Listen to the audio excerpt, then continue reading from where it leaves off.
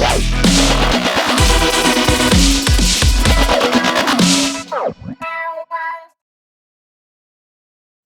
everybody. I wanted to jump on here really quickly and talk about the latest story that just came out. There was a woman named Netanya Rubin, and she was a victim back in 1999 when Puff Daddy, the rapper Shine, and Jennifer Lopez went to a nightclub and it ended up in a pow pow in which a woman got pow powed in her face. That was Netanya. Now she's coming out in 2024 with a mouthful to say. She's saying, beyond a reasonable doubt, it was P Diddy that pow powed her in the face. But before we get into that, let's go over some of the details that you may have forgotten because it was so long ago. Now, like I said, it was the rapper Shine, Jennifer Lopez, and P Diddy that went to a nightclub.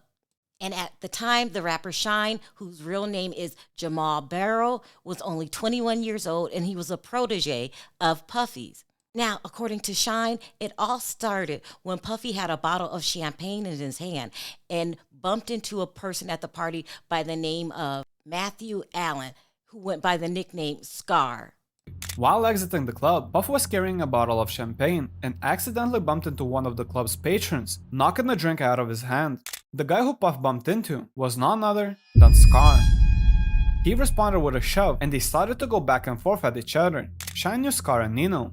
Scar, who was the instigator, I know Scar from Brooklyn. Those are my guys. I didn't really have a problem with them. That wasn't my beef. That was Puff's issue. They had a problem with Puff for whatever reason. I don't know what their problem was with Puff. Scar, Nino, and the entire Brooklyn crowd was in Club New York. I seen them. It was all love.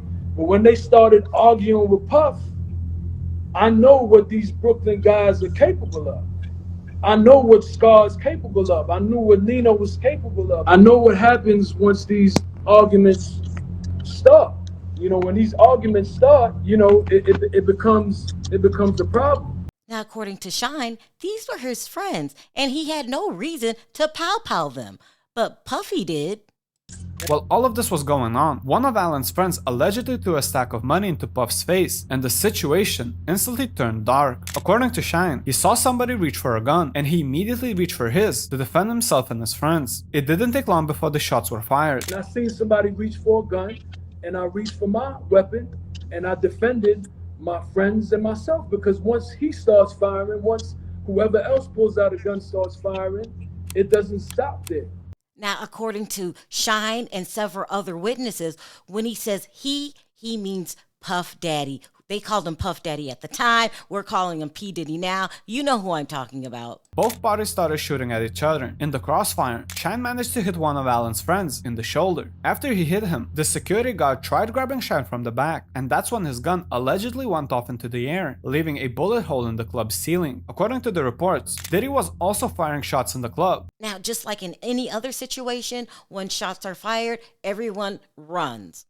Jennifer and Puffy ran one way and managed to get outside and hop in his Lincoln Navigator, and Shine runs out the front door right into the police. So while Shine is getting detained by the police, Jennifer and Puffy are headed on a police chase for 20 blocks. Diddy and Lopez jumped to their Lincoln Navigator in an attempt to flee the scene. Puff, his bodyguard Anthony Wolf Jones, better known as Genie Deal, Jennifer Lopez, and his driver, Wardell Fenderson, were chased by the police officers for more than 20 blocks, but ultimately were stopped and arrested. During the pursuit, allegedly one gun was tossed out the window, and another one was later found under the driver's seat. The prosecution later alleged that Puff Daddy himself was trying to bribe his driver to take the charge for the gun during the police chase, and even offer him $50,000.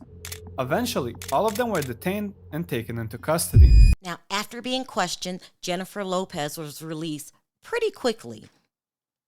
But Shine and Puff, well, they were slapped with charges. Puff, he was charged with GUN possessions, assault, and bribery. And Shine was charged with assault, attempted M, and reckless endangerment.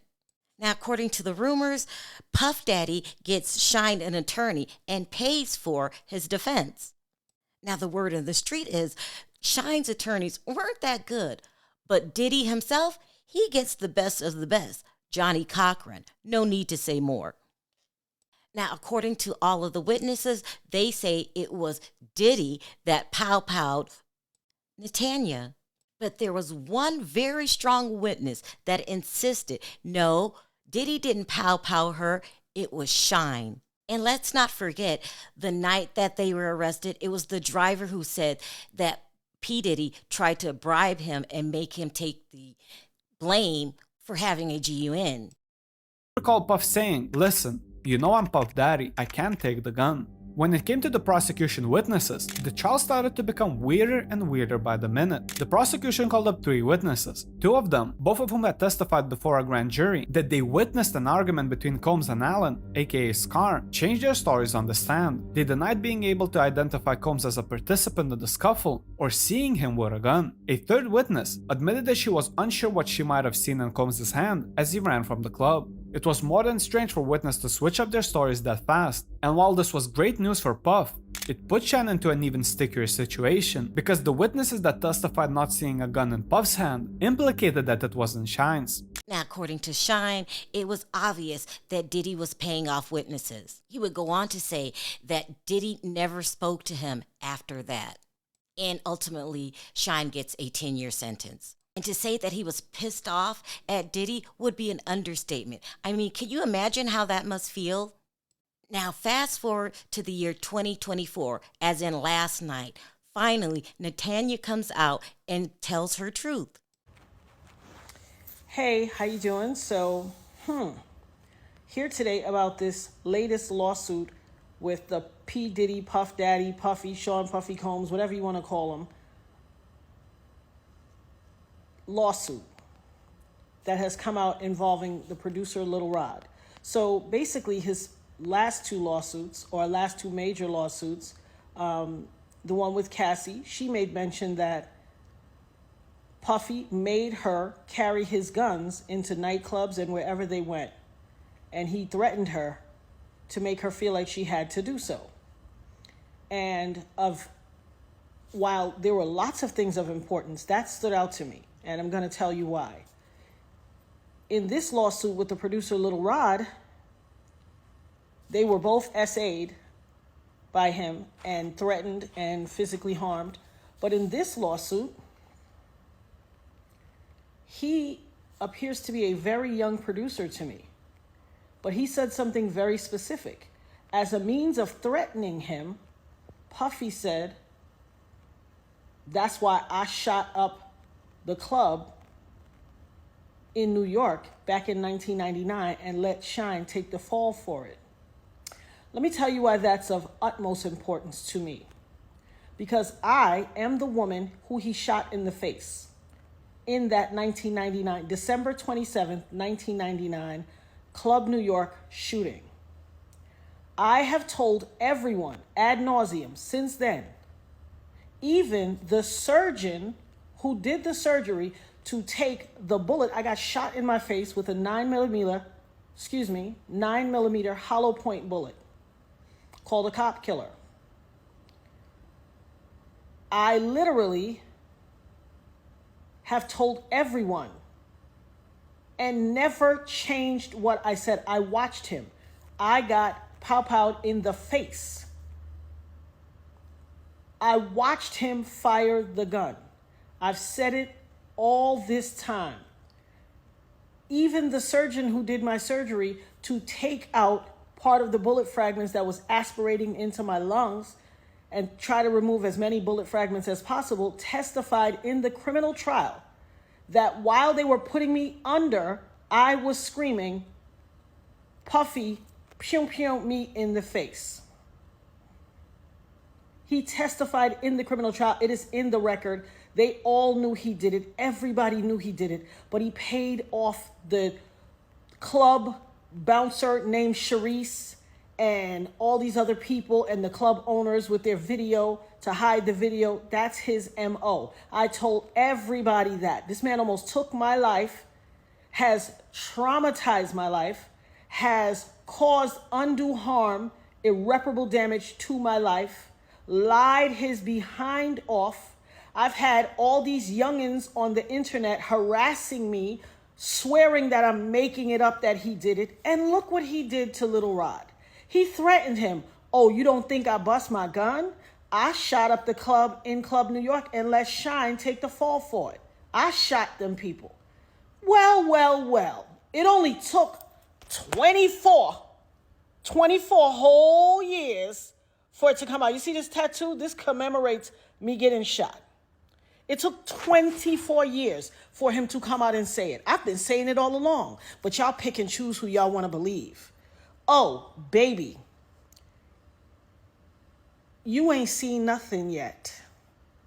Not only did he pew me in the face, he also set off a course of harassment against me for the past 24 years. When I tell you the things I went through, there was a time in 2017 and 2018 where I got 7 flats on my BMW. 7, the same tire, in a 2-year span. 7 on the same tire, and they were all new. Every time it happened, I had to get a new tire. I have the pictures to prove it. Harassing me. You want to know why?